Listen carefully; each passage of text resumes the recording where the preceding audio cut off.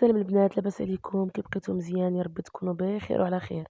جبت لكم اليوم كوريات ديال الطاقه او سناك صحي. كناخذ واحد 500 غرام ديال كاوكاو، حمرته وهرمشته كرقيق، يعني ما يكونش يعني مهرمش هكا كما كتشوف في الصوره.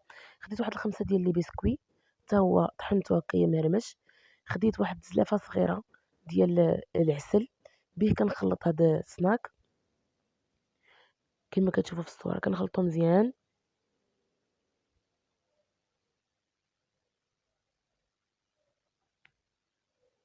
راه كيجي بنين ومفيد بزاف للاطفال، يعني في الصباح هكا الفطور ولا العشية كالكوتي كيجي واعر.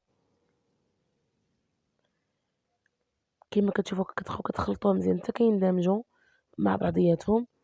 انا كان باقي خاصني واحد شويه ديال العسل، زدت واحد 3 المعالق كبار كيما كتشوفوا، وزدت خلطته حتى كيعطيني واحد العجينه كتماسك.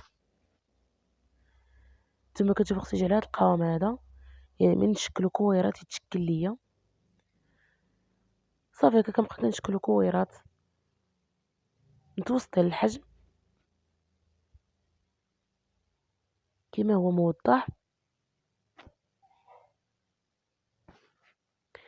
صافي كنستف هكا القويقطات ديالي وكنحط فيه دوك الكويرات. صافي كندير عليهم هكا الشوكولا نواغ ولا البيضه اللي كان متوفر، وزينتهم هكا بشعريه ديال الشكلاط. وانتم زينوا باي حاجه ممكن توفر عندكم، ممكن هكا شي حاجه ايفيلي هكا، اللوز ولا الكاوكاو ايفيلي كيجي تا هو واعر، ولا غير هكا عاديين كيجيو غزالين.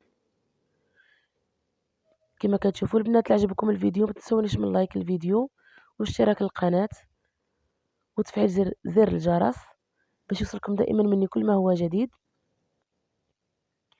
كما كتشوفوا راه كيجي واعر واعر وسناك صحي للاطفال، يشجعهم هكا لا نهار يعني يدوزوه بطاقه وحيويه. وكنتمنى البنات يعجبكم الفيديو ويلقى استحسان ديالكم. نشوفكم ان شاء الله فيديو اخر. مع السلامه.